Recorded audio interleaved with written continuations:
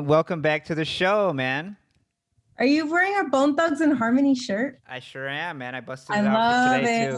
it. I love it. Old school. Um, I wanted to bring you on because you were what was your role? Researcher? Is that the title? Researcher for the Wait, are we Selena? starting? Well, yeah. I mean, you know how it goes. No, there's usually like a formal like intro or something. I don't know how you do it. Well, do you want to introduce yourself then? Go ahead. So we're on. Well, yeah, we're not live, but just go ahead. Introduce yourself. I was gonna introduce yourself, but if you want to No, no, introduce yourself, introduce me. Introduce me. You're the host. Introduce me, dude. You have to cue me up. I know. I got the illustrious Sharis Delgadillo here. Who was researcher, right? Researcher on the Selena Netflix series. There was a lot of flack for the series, right? But with everybody, as far as casting and whatever the story was, but everybody, no, nobody, what everybody can agree on is that your research was bomb as hell. Thank That the you. look and the facts of the story and everything, however the writers spinned it, the research was on point. And so, I graduated with a degree in history, so I just thought it was interesting. I wanted to pick your brain and see how you went about it. You had been on the show before. Check, check, check. Yeah, you had been on the show before, and that was before the show. It even, you were giving some inkling. Oh, there's gonna be a show next March, and then March was when the pandemic hit, right? So Yeah. the show got pushed back, and now that the show's out, and everybody, the look of it and everything felt like that time, right? That time period, and everybody. I saw that you posted something about, I don't know if it was a producer or director, somebody who was like, we had so much to work with. The research was like really extensive, and you posted that because they're talking about your work, right?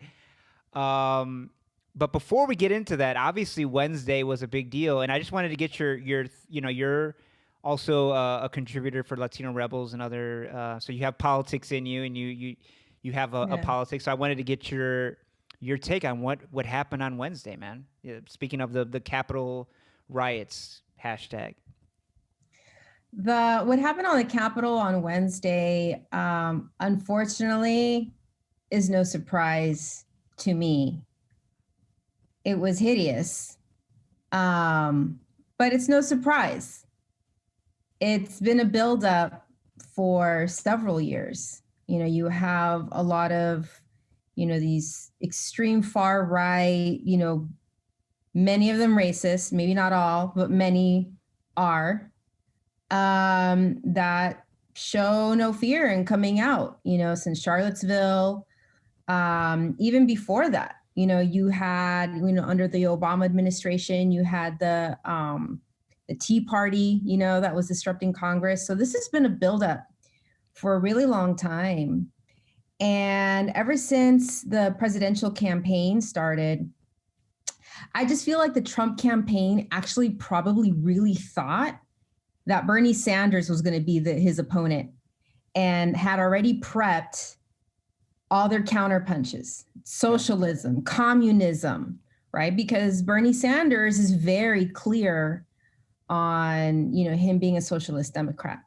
And because he had such a strong following and was really revolutionizing, our current American political system, of course, with AOC and the Green New Deal and all his policies, I think, and this is just my own personal perception, Yeah, shoot. that the Trump administration really thought that they were going to be up against Bernie Sanders and had prepped for, anything and everything, from the McCarthy era and the Red Scare and the Cold War and Yeah, they would do all that, Reaganomics. I think like, Venezuela. He's trying to make it America, Venezuela, or Cuba, all yeah, that yeah, yeah. bullshit. Like they don't even care what, that, Right.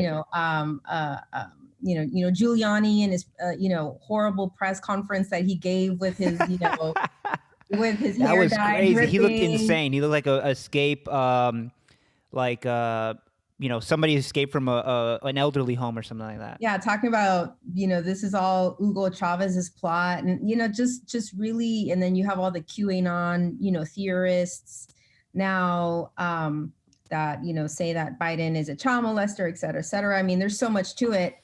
Like, like Trump never associated with pedophiles. Like, come on, we all kind of like. We have pictures. That's a hilarious thing, is that we have pictures with him with a pedophile, right? What's the guy's name again? I forget. Like, he's huge. Epstein. Epstein, yeah. Yeah.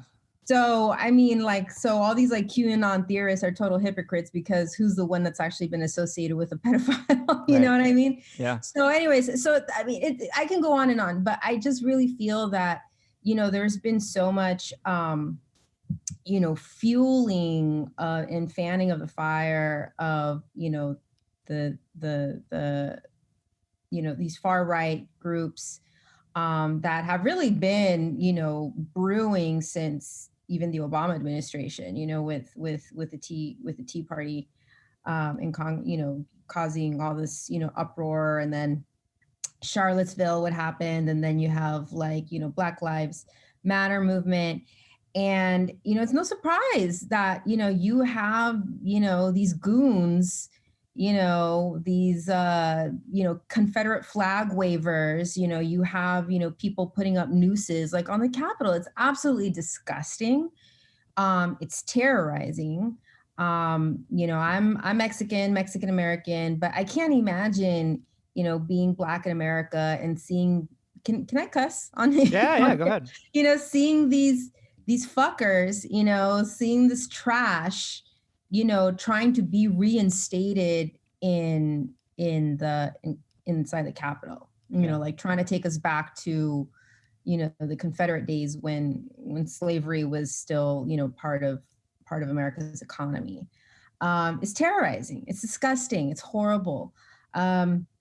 So I'm not surprised. And, and I just think it's a total cop out, that now all these like Republicans, well, 3 resigned, like they're acting as if though they're surprised, and also like Trump's going to leave office January 20th. So like they were losing their jobs anyway, like Elaine Chao, Mitch McConnell's wife, who's Secretary of Transportation. You were going to lose your job on January 20th anyway. So like resigning, while the dictator, while the tyrant, this fucking ogre in the White House is about to leave, it's not a principled stand, And what I thought was really, I mean, it was a long day. I remember I came out of the doctor's office and I turned on my Sirius XM radio, because I like to listen to my news on Sirius XM. And all of a sudden I'm like, what is going on in the Capitol? And, I finally get home and I turn on the news, and, I'm just like, oh my God, is this really happening? But I wasn't surprised. Like, why are we even surprised? It's disgusting. I mean, the shock of it is terrible. And what I thought was really interesting was, so everything finally, obviously the treatment that they received, is appalling, like taking selfies with these intruders. Right. When it's, and I think those people should be fired, because, whatever we think about American democracy and the 2-party system and Washington and everything, the fact remains is that a lot of those people are there for a job, and they want to feel safe. And it's the job of the security and the police to take care of the employees. Especially Capitol Police. I mean, we expect Capitol Police to be bipartisan. You are in charge of protecting something that belongs to the whole country, regardless of party, regardless of politics. And to find out that the Capitol Police, at least some of them, right, from the videos, are with the MAGA people, is really fucking weird. It's like fucking, I'm reading a lot of ancient Roman history, and it's like when the fucking Praetorian Guard didn't like whoever was in power, they just fucking killed them, right? Like they didn't give a fuck. And but it's weird. I mean, again, like you're saying, that anybody's surprise is laughable. I was actually, like I said in the piece that I wrote for Latino Rebels that came out today, I was actually like kind of like giddy, like, because like, here we are, it's disgusting, it's embarrassing for America, but I've been embarrassed for America for a long time, right? for a long time. Yeah. And so, is what happened on Wednesday any worse than all the fucking unarmed black people being killed? All the kids in cages? No, right? And so here you have these MAGA people, "Make America Great" all over their hats, the thin blue line flag, fighting with cops, breaking and looting Congress. Like, not even, not even like, it's a weird phrase, but not even black and Latino people do that, right? Like, when we protest, we're protesting peacefully and for something that's real. They're protesting because they think that the election was stolen, which is a lie, which is, we know it's factually untrue. And they're saying that they're for police, but they're fighting police. They say they want to make America great again, but they're breaking windows on the Capitol building. Like, it's delicious, the irony, and it's for everybody to see, right? Okay, this is what they believe in, and this is what they're about. And they should be embarrassed. And if you're a MAGA person, you should be embarrassed. And you should be like, okay, who am I with now? Who are these my people? And so I thought, like I said in the piece, I thought it was a good day for America. Like, is that if that's the worst that they can do is have this fucking tantrum, like people got shot, right? That woman got shot and killed trying to break into the House chamber. And it's sad, but I don't know if you saw the video of her ranting on Instagram beforehand. Part, no. She was, she's one of these people who fucking doesn't know what to believe. And if you're bum rushing the Capitol building and you get shot and killed, I don't feel bad for you. I feel bad for Breonna Taylor. I feel bad for Floyd, right? I don't feel bad for somebody who's bum rushing a government building and gets shot. Like, who expects to do that? Only a white person expects to bum rush a government building and have nothing happen to them. Yeah, definitely. There's a lot of white privilege in it, and it's oozing, through this incident.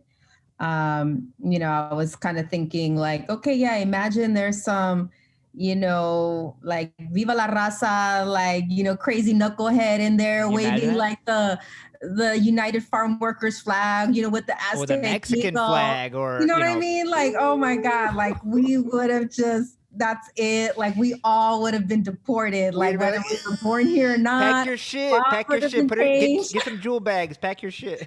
If you're Mexican American, you're still going back to Mexico. That's it. Like, mass deportation. It's like, it's amazing. And especially with the example of like the treatment of Black Lives Matters, it's disgusting. It's appalling. I don't know if anything's going to change out of it. What I thought was really interesting was I was watching on the news after the break-in in Capitol Hill, the Senate resumed, and they were giving their opening remarks where Pence was sitting in place. They were addressing the president, but it was Mike Pence that was there.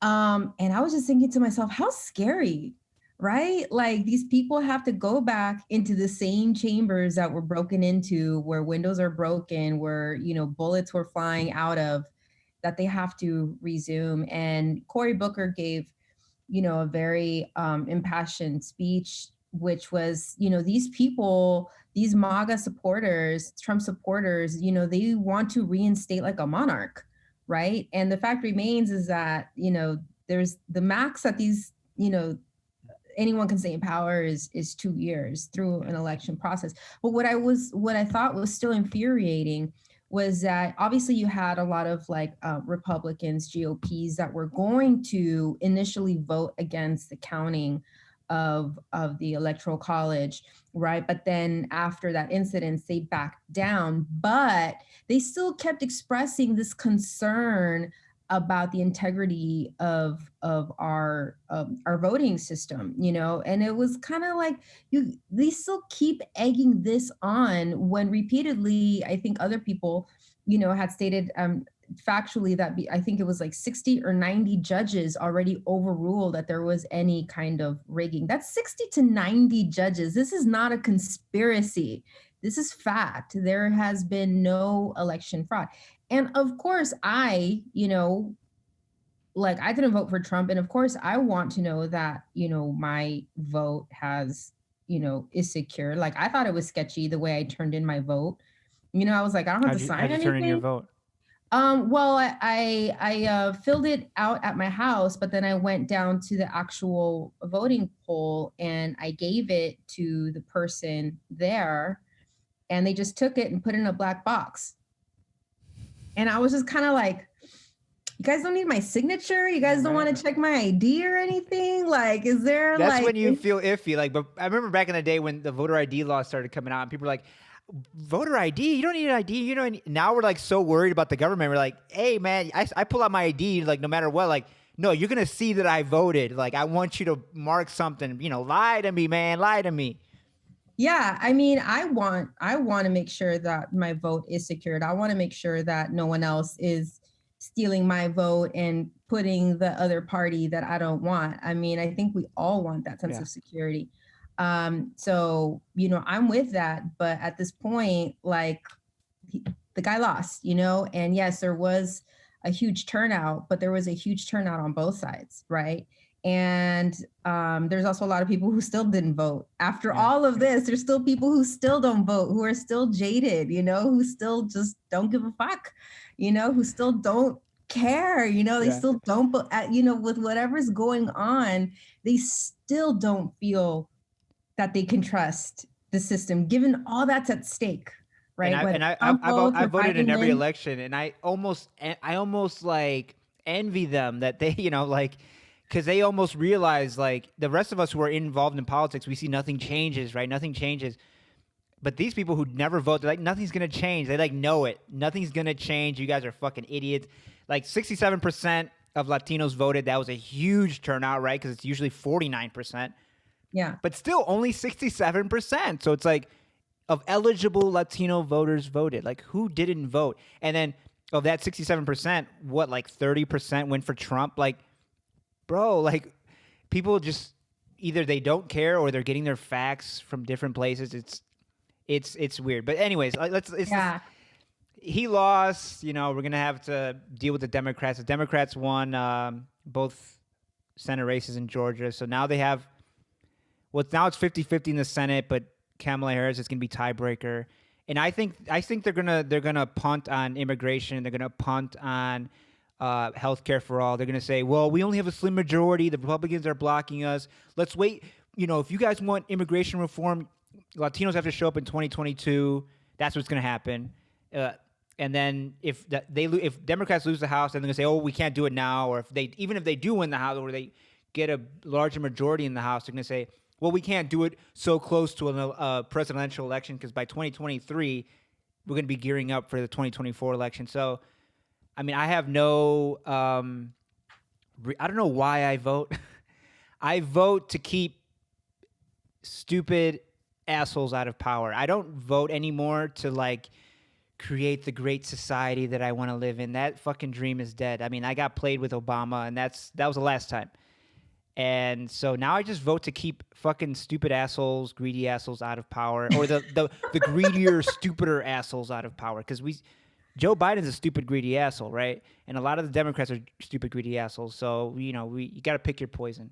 But, yeah, go ahead. I agree. And I think that, you know, I look at it as a game of chess, right? Like, which, you know, game are we going to play to kind of get more of what we can get, right? More of what we need, more of the...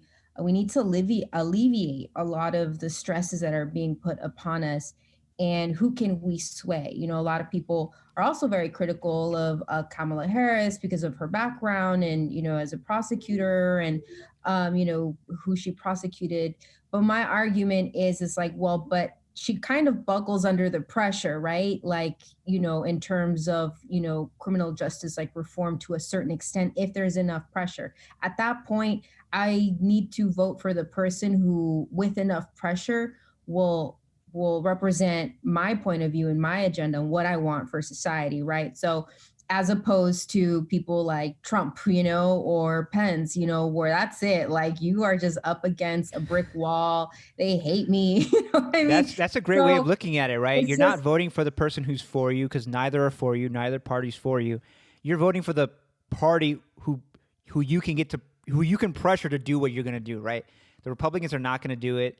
And so you're voting for the Democrats because they're not for you, but they might buckle. There's enough progressives in there now especially with, certain leadership, such as like AOC. And I think there's other like progressives in there that are trying to make a certain change within the system. And there's only so much change you can get within the system, but any change will help alleviate a lot of, societal like pains that people are experiencing when it comes to incarceration, immigration, healthcare, et cetera.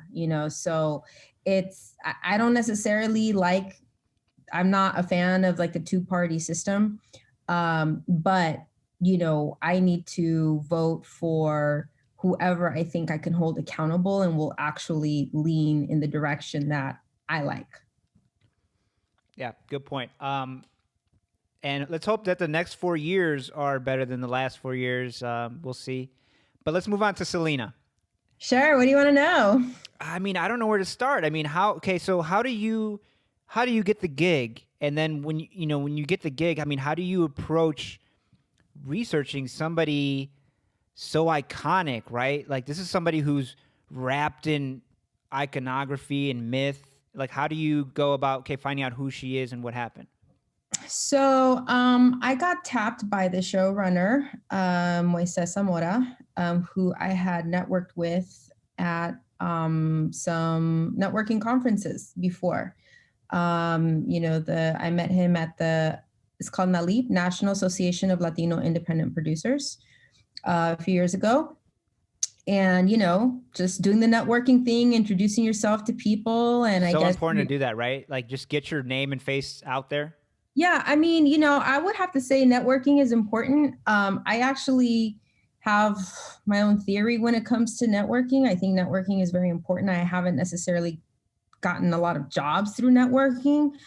I think it's a matter of what you can create, not what you necessarily can, I don't know, whatever. This is the thing, you know what I mean? So, but yeah, through networking, I met the showrunner Moises Zamora, and he remembered, I guess, that I had a background in journalism, that I was a journalist, I was a freelance journalist.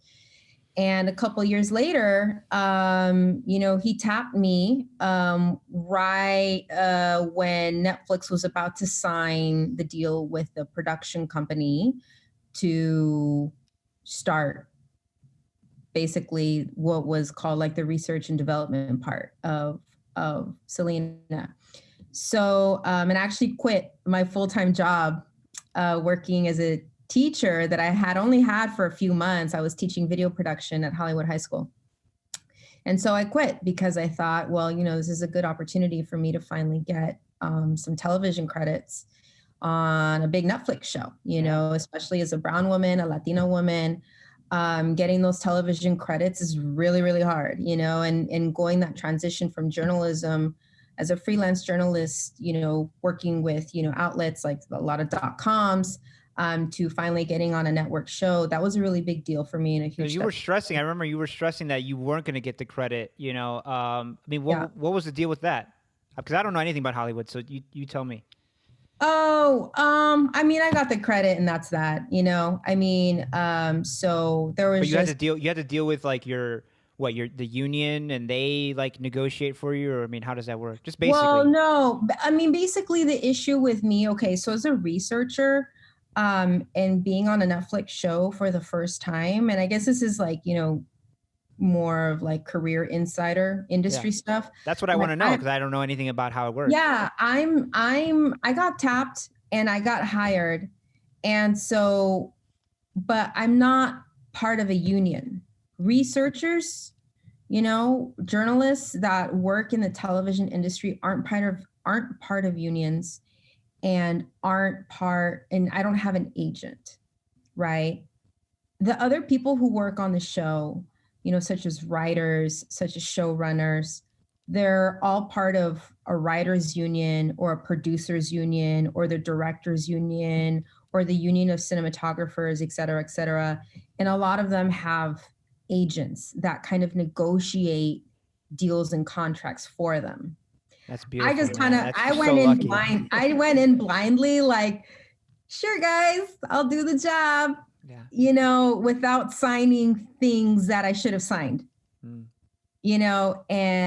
so it was a learning curve, but I got my credit. But as Latinos, we don't have the the nerve, the coraje to say like, like, oh wait, maybe I need a lawyer here, an agent. No, if somebody offers you a job, you're gonna fucking put 110% of it on day one without signing anything.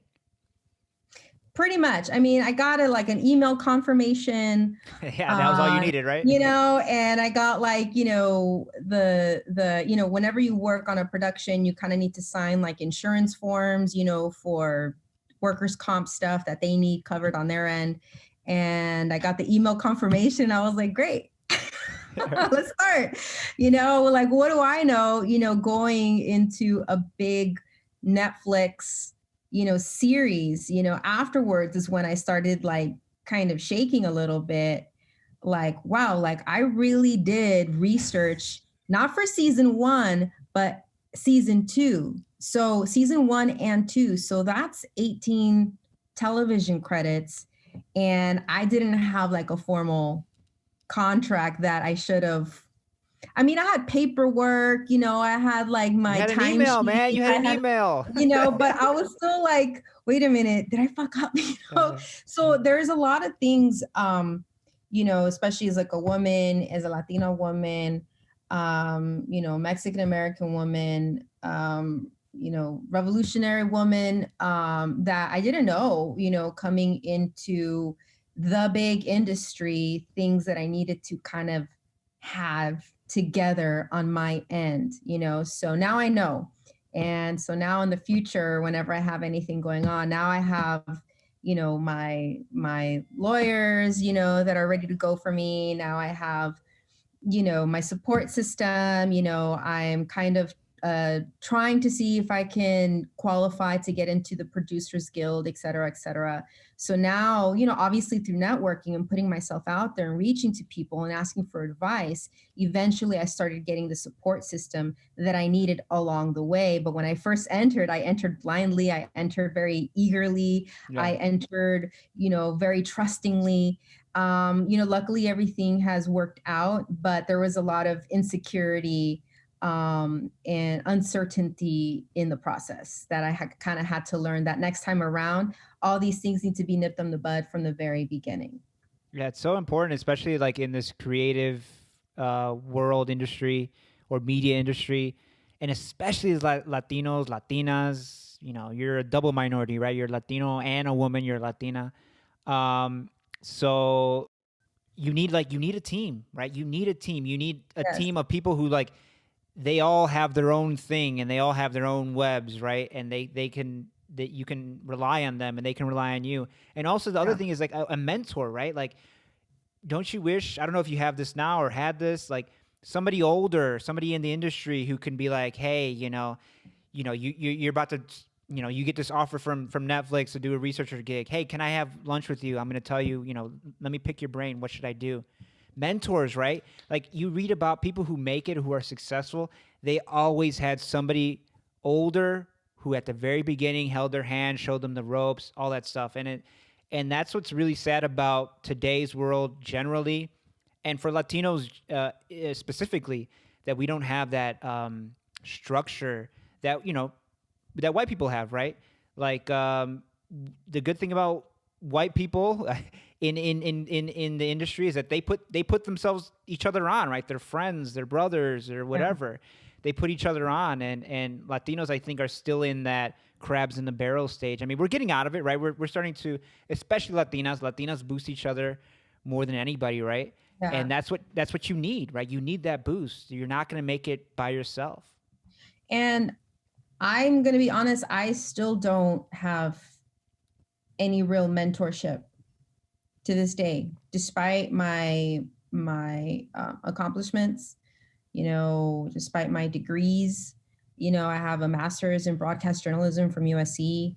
Despite my network, I mean, I'm very grateful for my network, who give me a lot of emotional support and back me up. But in terms of paving that path for myself, it's been a very brutal process. There has been no one really there to mentor for me. I am becoming part of some groups, right, where we all kind of share stories. There's a writers group for Latina women in television. and they're great.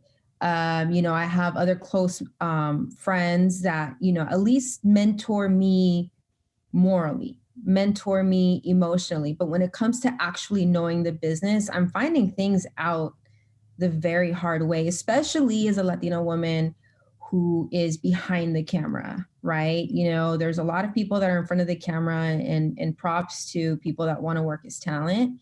It's not easy, but working. It's funny that they call them talent. Like, let me shit on Hollywood for a while, for a bit, not a while. I can shit on Hollywood for a while, but let me shit on Hollywood for a bit. It's funny that they call them talent because, like, I always hear that actors are some of the stupidest people and talentless people. Like, there's this. I've heard that in Hollywood they're the most insecure because they realize that they just got this genetic lottery that they look good and they know how to remember a line and say it. And that's all it takes to be a successful actor, right? I mean, they call them talent, but they're not talent, right? The talent is everybody else. Everybody else who puts this fucking movie together, right? Then you get some pretty young thing who just fresh out of high school and she could be the star of the show, but she's the talent. What talent? Anyway, that's a valid point of view. From anyone on the outside looking into Hollywood, like, I don't blame people for having that perception. I don't even feel that I'm part of Hollywood, to be honest. Even though I worked on a Netflix show, I've always been on the fringe. I've always been on the outside looking in. Even now, while I'm in the inside, I still feel like I'm on the outside. That's probably healthy, right? Yeah, I guess. I mean, but, for the sake of category, when we refer to actors or actresses, they are referred to as talent because they're the ones that are in front of the camera. But the thing is this, Hector, the fact remains is that we do need those people in front of the camera, and we do need more of them to, to have the experience, right? Because there are prolific actors. And I think that is a talent, Oh, yeah. I mean, Gael Garcia, right? And Diego Luna. I mean, great actors. I mean, you have prolific actors, and you have high quality actors out there. Like who's the one that did the Joker? You know what I mean? What's his name? Joaquin Phoenix. Yeah, Joaquin Phoenix. Born in Puerto Rico. A lot of people don't know that. Yeah, I mean, there are prolific actors out there that my hat's off to them that really know how to execute someone's vision, and we need that in our Latino community. Because we always John Leguizamo. I always call out John Leguizamo. I mean, he is a creative genius. Like, if you look at his body of work and that he had to do it all by himself, like, that's kind of the blueprint for all Latinos in creative arts. Like, you just got to do it yourself, man. Nobody's gonna. He calls it Hollywooden, right? Because they always said no to him. All his scripts, everything, no. So he just did it himself, however he could. And to talk about some of the criticism on the Selena show. How'd you take that? I mean, here you are, this is your first major credit. You're thinking my big break, right? The beginning of your big break. And, you saw that a lot of people loved it, but a lot of people shit on it, right? That week. What were you feeling? Well, number one, I think that everyone is entitled to their opinion. Right. Everyone is entitled to their opinion. And and I'm walking a fine line here because I am representing as part of the team that worked on Selena. Yeah. But yes, there was a lot of reviews, from the Latinx community to the Hollywood Reporter, Time Magazine, LA Times, that wrote a lot of, negative reviews, to be quite frank, on Selena. I just think that, everyone's entitled to their opinion. And, there are a lot of expert, film critics out there, that wrote from their point of view, and that's fine.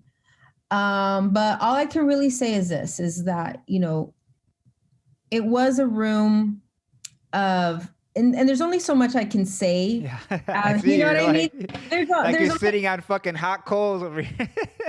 It's cool. But I mean, there only is so much that I can say. Yeah. In my lane, you know what I mean? As a researcher, I'm not a producer. I'm not an executive. So there's only a certain amount of things that I can speak of. But what I can say is this: I felt proud of the work that I did. Right. Right. I brought in 12 to 15 years worth of journalism experience into doing the research for this show. Everything that I did for the show. And you were down. The last time you were on, you told me you were down in Corpus Christi. You were talking to the Quintanilla family, all that stuff. I mean, what was that like? How long were you down there? So the showrunner and I, there was so once I got hired, let me back up a little bit. There was the showrunner already kind of knew what he wanted. He knew that he needed a certain amount of research done in a matter of 2 to 3 months before the writer's room opened, so that all the research, as much research as possible, is done, compiled, so that the writers have all the information that they need in order to write. Because the deadline that the writers had was to write twice as much in half amount of time. Right. There was a huge time crunch. It was an all Latinx writers room. But there was a lot of obstacles and challenges. So we had to do things very fast. So the time that I had was very crucial.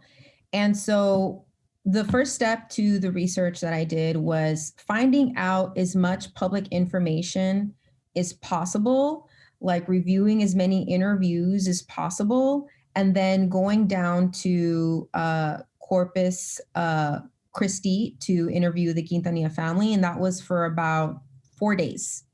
We interviewed the father, we interviewed Suzette Quintanilla, we interviewed AB Quintanilla, and at the very last day, we got a little bit of the mother. Was that the first time you met them? And I mean, how did that feel? Yes. I mean, they're famous too, right? The family is famous. Yeah, I mean, well, obviously at that point, everything, all the business deals had already been locked in. So we knew, and the family knew, that we were going to go down there. And obviously the showrunner was leading a lot of like the interview because he's looking for certain emotional elements, right? I'm kind of looking for more like the chronological fact-checking information that I figured is going to be needed for like substantive material for the writers. For dialogue and conversation. So I mean, I thought that actually the family was very welcoming. My impression of the family was that they are a very united family. I think that a lot of people are expecting, or were expecting, the show to have more conflict. There have been a lot of critiques that there wasn't a lot of Selena. That's one issue. But I think that what is not fair is to expect that you're going to show a lot of like turmoil or conflict or interfamily fights. That's not fair, because the family now to this day is still very closely knit. The family, they're all on speaking terms. They see each other every day, from AB, Suzette, the father and the mother. I mean, they're still married. But they don't talk to the husband, right? Chris Perez. Okay, so for many years they still talk to Chris Perez even after Selena passed away, for like 20 something years. But at that moment, unfortunately, we were not able to interview Chris Perez because they were in a lawsuit with Chris Perez, because Chris wanted to signed with Telemundo to make a film out of the book that he wrote about Selena. Yeah, my wife, when that book came out, my wife told me that in it he says like, and he's married, right? Or he was married at the time when the book came out. Yeah. But like that Selena was the love of his life. He'll never love another woman like that. And she's like, man, imagine what his wife must feel like. Jesus. Yeah, I know. I mean, ideally, of course, we would have loved to interview Chris Perez. Because you would have gotten a different side of Selena, right? I mean, from her lover. I mean, yeah, her, the love of each other's life. Your lover knows things about you that your family, no matter how long they've known you, they don't know about you. And, because of legalities, we weren't really able to use material from Chris's book because we don't have the rights to it. So there were a lot of things as a journalist that I normally would do that I couldn't do in a for-profit, multi-million-dollar production. You know what I mean? There's like rights and licenses, so even though, we studied Chris's book, we couldn't use any of that material. So when a lot of people say, well, they didn't use this, information, it didn't come out on the Selena show, it's like, well, we knew about it, but we couldn't use it because we don't have the rights to use information from Chris's book. We just don't have the legal right. We would get sued, So we had to pull from like interviews, anything that's like public information. So that was the first start, was getting all the interviews. I transcribed all the interviews, I audio recorded the interviews, organized all of that, so that the writers have all the material, we have, everything's written, audio recorded, organized. I took pictures of the Selena Museum for the art department, because I also kind of had to like pull as much information together for all of Selena's looks, so taking a picture of like the Selena Museum, I also used that to like fact check, and like I created like a timeline of like Selena's life based on the information that her family gave us, based on not Wikipedia, not just like what fan sites say, but like actual core information.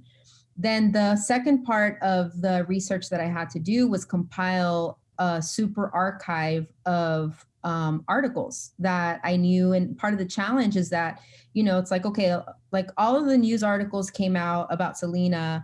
Majority of what was written about Selena was after she died in the national press. And as a journalist, I know that I'm not going to get a lot of, I had to go to local newspapers like in Texas to find out who actually covered Selena in her earlier years while she was still alive. So I had to go into the archives of Corpus Christi Caller-Times.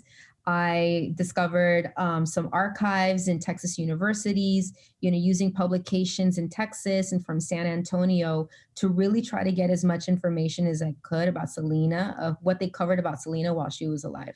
Wow. So thanks to local press, and it made me really appreciate even more so small press, local press, citywide. When did she start? When did the press start noticing her in her career? Like how old was she? They started noticing her when she was when she started like winning her first Tejano award. So like around the ages of like 17, 18. When she started winning her first Tejano music awards is when she started kind of, the press really kind of caught on to, she really was like a singing prodigy. I mean, she was absolutely amazing. So all of that information, all of those facts, all those archives, I used to kind of like compile like information for the writers. And then from that, I had to extract all the images and then kind of start, compiling all of her looks, right, from all of the stages of her life, for production design and for costume design, like stages, what the Hanos wore during that time, how sets looked, how how her house looked. Anything that I can pull from factual information, I had to like organize and categorize all of that for the production design team. It was a lot of work. Yeah. It was a lot of work. Anything surprise you like in your research? Like, everybody thinks, especially as a Mexican American, I'm sure you thought you knew a lot about Selena. Anything surprise you? Anything cool? Anything surprising?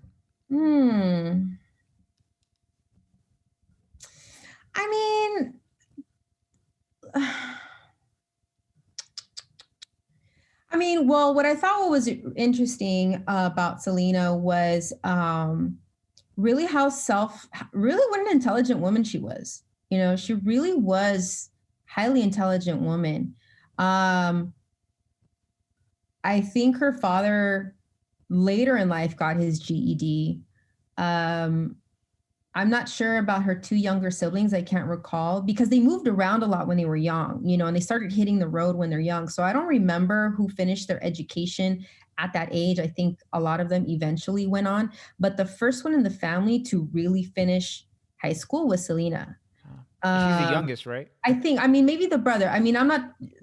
But basically what I'm trying to say is like how self-motivated Selena really was to finish her education. Even if it was homeschooling, she was really determined to finish it. And how adaptable and how quickly she learned a second language, which was Spanish. And then afterwards, even when she was in her early 20s, she started working on her college degree. She wanted to get her BA in business administration because she wanted to open up her own businesses. And I'm all like, all of this at the age of when she died at the age of 23, I was just like, this is a very, very intelligent young woman. I mean, and it also makes you feel like a lazy piece of shit because she's a living legend. She died at 23, right? And she did everything, right, that you could expect. And especially, like, if Selena was alive now, she would be amazing, right? But back then, Latinos didn't have that agency that they have now, right? And so imagine, like, everything she had to do, everything that, and being a little girl and cute and everything, like, it must have been scary as fuck, but she was brave. And something that I understood in terms of the family dynamics, I know that the father catches a lot of slack. I think that we all, I don't know, when I interviewed like Selena's dad and Abraham Quintanilla, I'm like, okay, like I think he invokes daddy issues in all of us, you know what I mean? Because you have this dad who was extremely strict. He was a Jehovah's Witness. They raised their children as Jehovah Witnesses, but I don't think they fully converted. I don't think Selena did not fully convert as a Jehovah's Witness, but that was their religious upbringing, regardless. But I really sympathize with I understood the father. I really did. I put myself in his shoes because you have to understand, as controlling and as strict as he was, here he has this like precious gem, right, of this little like prodigy singer that he really believed in. Obviously, he had a musical background himself, and his family. And one thing that I noticed was when I was listening to like old recordings of the kids when they were young. I mean, I'm talking about like young, like babies, like already playing music in a band. I'm like, these are little geniuses. Like, they're really smart. They're really musical. They have a lot of natural music. Are there any Los Dinos recordings from like when he was in his band? From the dad's band? There were some recordings that we listened to. I forgot, but I studied a lot of kind of like the music ethnography and breakdown of like, norteños versus, Tejano and like all the other kind of, categories of like music and like doo-wop and like stuff that, the father was influenced by. But what I'm trying to... What would you say the difference between norteño and Tejano is? Just based off what you saw. I really wish I could answer that question very specifically, but it has to do with a certain how many bands and like what chords and like, you know what I mean? Stuff, right? It's very technical. It's because conjunto versus norteño, versus Tejano, and Tejano's kind of like a blend of a lot of, Northern Mexican sounds, mixed with, a little bit of an American doo-wop. It's like very technical, actually. So that's why I wish I could explain it to you, but I did the research 1.5 years ago, so I can't recall specifically. But, studying all of that influence and like the blues. But what I was trying to get at originally, like what I really understood about the father was, can you imagine like just sending like your precious little babies like into dirty ass Tejano, like paisa bars, you know what I mean? Since they're little, like you're going to be pretty protective. You're going to be pretty controlling. He was a patriarch of the family. The mother really did go along with whatever the father had to say. So that is kind of it. That's not to say that there wasn't, maybe some more pushback from like the kids, but the kids to this day, they really still honor and respect their dad, and always trusted that he knew. It sounds like the Jackson family, right? Because they were Jehovah's Witnesses. The dad was in a band before. He pushed them all to be, he knew what they had. He knew he had geniuses and he pushed them. So it's like, and people, Joe Jackson gets a lot of flack for being abusive and all that stuff, but it's like, how else do you create a Michael Jackson and then a Janet Jackson? Like, those two people don't arrive in a family out of nowhere. Somebody's pushing them. Well, I mean, I think the difference between Joe Jackson and Abraham Quintanilla is that I think Joe Jackson, I haven't studied the Jackson family so well, but from what I've, understood, that he was very abusive. Yeah. And that's not something that's been known from Abraham Quintanilla.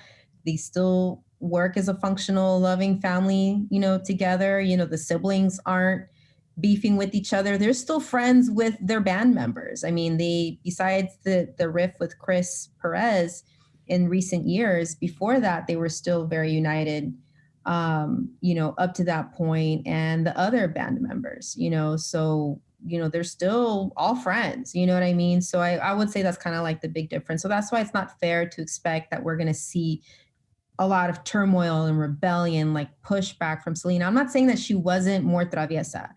Obviously she was a lot more independent, but she was also the baby of the family, and she was kind of well protected. So she was able to kind of like run around and be free, because she had that safety net from her family as well. And she did love her family. But obviously she was a very strong-minded and independent woman, because at the age of 23, obviously she's going to school because she wanted to, start her own business. She probably wanted to, get control of her own money, and she always loved fashion. She always wanted to be a fashion designer. So, those were kind of like the things that, probably could have been, portrayed more so in the show. But, there was a lot of accuracy, like in their depiction, through what angle and what lens and what was put up forth more, that's up for discussion. Right. No, that's what I was touching on in the beginning, is that, everybody agrees that the research was on point. Your research was on point. And I think that in a way, I mean, we all felt it in a way, that the Selena, that if the Selena show was good, it would be a miracle, right? Because Selena is way more popular than she was when the movie came out. She's way more popular now. She's a legend now. She's myth. And then the movie was so good. And so now the show has to match that, her legend, and then the show or the movie. And so, yeah, I mean, it's very easy to pale in comparison. And two, before the show came out, I was riding around with my suegro in his truck, and we're listening to the Spanish station here in Vegas. And they still play Selena nonstop out here. And after they played a song, the DJ was like, Selena Quintanilla. She was all in Spanish. I can't speak Spanish, but I understand it. She goes, she's like, it was a man. What a special talent. What a special person. Everybody loves her because she was such a unique person. She gets famous and more famous. And then my suegro out of nowhere, I didn't think, I was listening, but I didn't think he was listening. And he goes, that's true. And I go, what do you mean? He goes, about Selena. She was very special, blah, blah, blah. And yeah, it's just amazing that I think, and I'm not even Mexican, but my wife's Mexican, and the fact that Selena existed is so important to so many Mexican, especially women, especially girls, that because she was so great. She was amazing. Like, she's almost like this magical creature. But she wasn't. She was a real person. And it's heartbreaking to think about what her career would have been, right? She would have gotten into movies. She would have done fashion. She would have been, her own business, right? She would have been a billionaire. But in a way, the good die young for some reason, right? It's almost like something in the universe keeps you from becoming a living God, right? Because she was close to that status, right? Although I hear, people say, and because again, I'm not Mexican, they say she isn't and wasn't that big in Mexico. Well, not according to my research. Yeah. The only way she was able to cross over back into the U.S. market that's right. is by first making it big in Mexico and in Latin America. And so she started like collaborating with, a lot of artists, doing features in artists like from El Salvador. Oh, wow. And I think that was in season 1. They just kind of briefly mentioned him. I forgot his name, but she's doing kind of like a duo with a very kind of like, romantico singer in a music video. I think in the video you see her like wearing kind of like a little hat. She kind of is wearing all black. He was a very famous singer from El Salvador. I forgot his name, Alvaro something. Anyway, so that was kind of like her first, song to kind of cross over into Latin America. So she was absolutely gargantuan and huge in Mexico and in El Salvador as well. So she was big, and that's where a lot of her radio play. I mean, her record label really focused a lot in Mexico, and she was coming out in television shows. She was being played all over the radio. So she really had to prove that she was able to conquer the Latin American market first, then cross back over into the United States to do her songs in English. And that was a huge, huge source of her burden, that she was so frustrated with, because she was only, I think she was like third generation, Mexican. And she was a fan of American music, right? The 80s music, all the Donna Summers and all that stuff. Yeah, she was. Yeah, she was. I mean, in terms of her Latin American influences, Rocio Durcal was a huge influence on her. But in terms of, for studying and everything, right, and of course, all the divas of like Tejano music, of course, she idolized. But, of course, definitely her immediate influences were, Jody Watley, Paula Abdul, Janet Jackson, Madonna. So, I think her mom doesn't even speak Spanish. I think her mom's second generation, and her dad is like first or second generation, so for her, it was a huge, huge burden for her to like first have to make it big in Mexico and Latin America. And that's where, I mean, she filled up huge concert halls, in Mexico and Monterrey. I think eventually into Mexico City and touring in El Salvador. I mean, she was going kind of deep into South America, And I mean, it still plagues Latinos today, right? We're like, like you're on the first episode of the newly revamped show. I'm calling it Latinish. One, because it's a play on Latinx, and two, because I'm Latino, but I'm not hardcore Latino. Like I'm an Americanized Latino, right? Yeah. And my Latino-ness, my Latino side feels insecure about my lack of Latinidad, right? And I'm always trying to fill it out. But I'm also American. I'm also a human being, and human beings are complex. I'm not just Latino. I'm a lot of different things, right? Yeah. And it sounds like Selena felt that kind of angst, right? Like she had to like dive into her Latino-ness and be, speak Spanish and play these songs, because you have to have your people vouch for you first before the world vouches for you, right? Yeah, definitely. And she was pigeonholed a lot, and another thing that I found really interesting about like Selena, and this was a personal observation, because I had to watch pretty much every single interview that Selena, was on, in any kind of television show.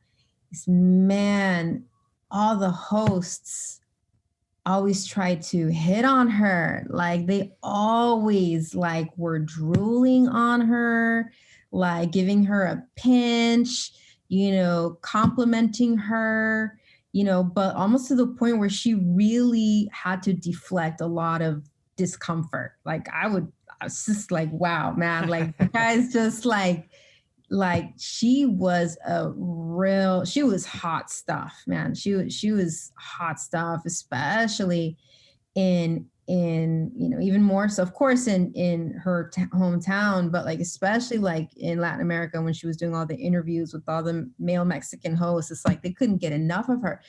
And so what I thought was really funny was that like, so here she has all these like hardcore vaqueros, sombreros with the boots, with the belts, with the dinero, with the suits, like all hitting on her. But who does she fall in love with? Like this little rocker Chicano from Corpus, that like doesn't even speak Spanish, So it goes to show what she actually related to, Where her heart was, But yeah, where her heart was, where her home was, someone that can relate to her. And that's the other thing that, what's the actress who plays Selena in the show? I forget her name. She didn't have, I guess a lot of people felt that she didn't have that spark, right? Because even J-Lo had a spark in the movie, right? J-Lo has her J-Lo spark, right? And so anybody who plays Selena, who had such a huge it wasn't a spark, it was a fucking fire, right? They have to have that magic. I thought the little girl in the show was great, right? Who played the young Selena. She was Oh, great. and that's her real voice. Oh yeah? That's her real voice. You should you Wow. guys should follow you should follow her on her IG. This girl, like the little girl, she literally, I saw her on her Instagram like playing the piano blindfolded. She's like a little Alicia Keys. Like this little girl is something special. I thought she was lip singing, but like, yeah, that's No, what it is. Like, she has a spark too, man. She has something in her. yeah, no, she's amazing. I mean, I what can I say about, Christian Serratos is the actress who played Selena. I mean, again, my role was a researcher. I did the work that I could. All I can say is this is they were determined to find a Mexican American actress.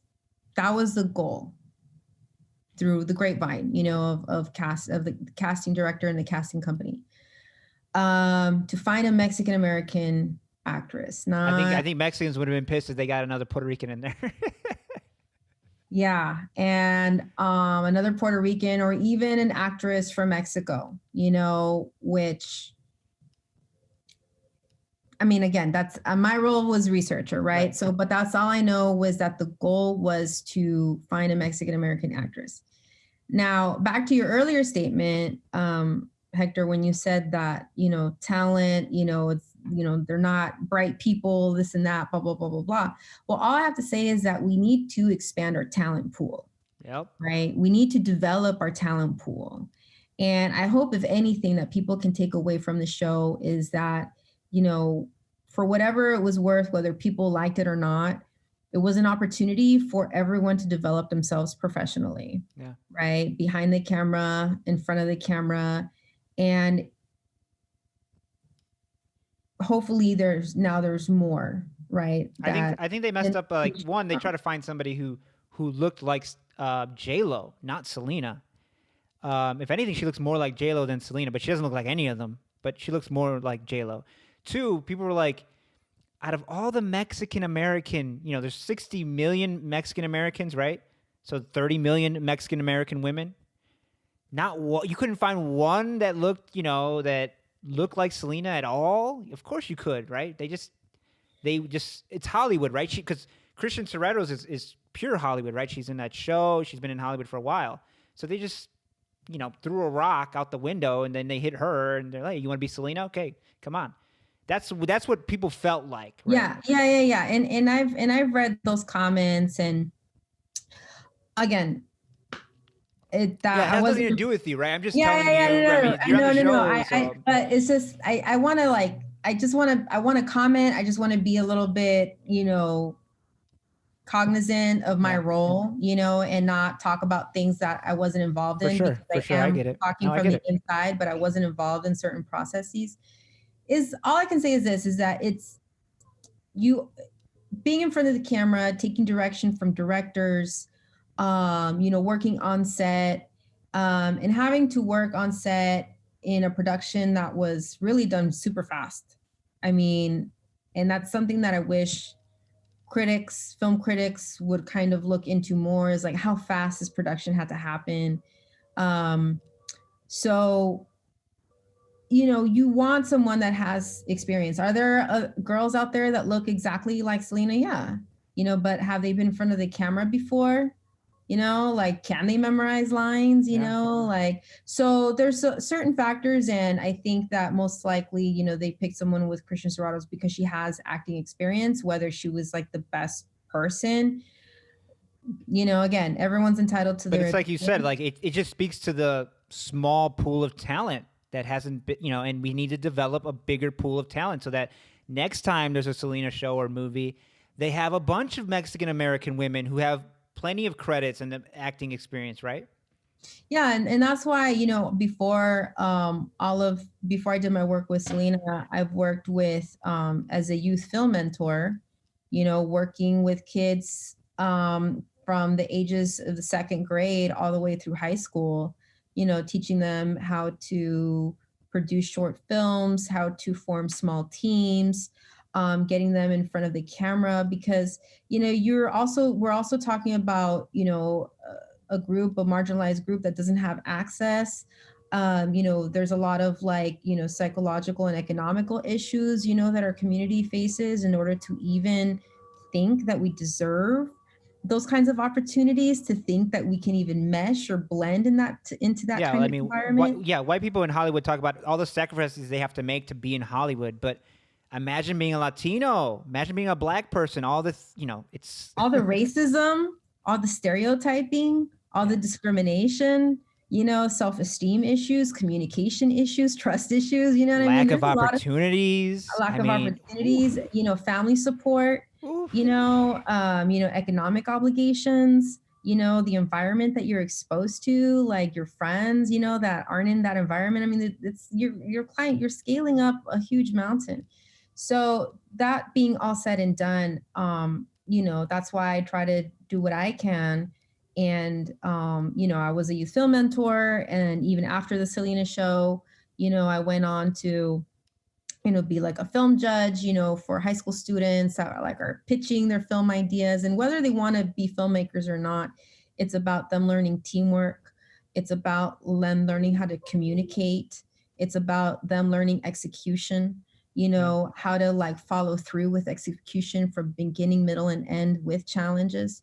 So even though I never had mentorship myself, like the only thing that I can do is try to be like a mentor and teach kids and young people from an early age, some of these skills in order for them to be successful, not just in Hollywood, but in any other kind of like environment, just to show them like, no, this is how to be professional. This is how to, work as a team and not get, involved in,